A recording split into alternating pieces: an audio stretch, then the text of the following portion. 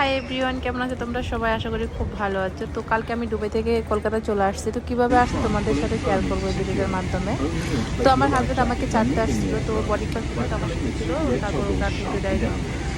তো আমাকে রেখে চলে গেছে। তো কালকে দিনটা আমি আমার জন্য ভালো বলবো না, খারাপও বলবো না। তার কারণ হচ্ছে হাজব্যান্ডকে ছেড়ে আসছি, মন খারাপ ছিল।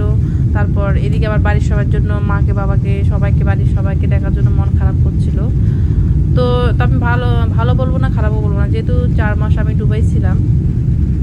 যেহেতু আমাদের মেয়েদের জীবনে বিয়ের পরে স্বামীর সব কিছু, তো সেদিক থেকে তাকালে ওকে ছেড়ে আসছি একা।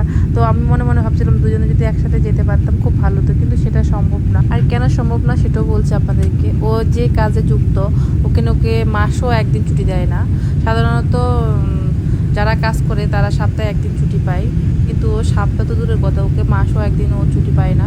বছরে গিয়ে ওকে হয়তো 1 মাস ছুটি দেয় ওরকম। আর এদিকে আমার একটা প্রবলেম হয়ে গেছিলো, আমার টিকিটে মাল ছিল 25 কিলো, আর নিজের সঙ্গে নিতে পারবো 7 কিলো। তো এদিকে বোর্ডিং পাস করতে গিয়ে দেখি 26 কিলো হয়ে গেছে আমার। তো এই জন্য আমাকে 1 কিলো বেশি ছিল। 1 কিলো বেশির জন্য আমাকে ইন্ডিয়ান সমান 1500 টাকা পে করতে হয়েছিল।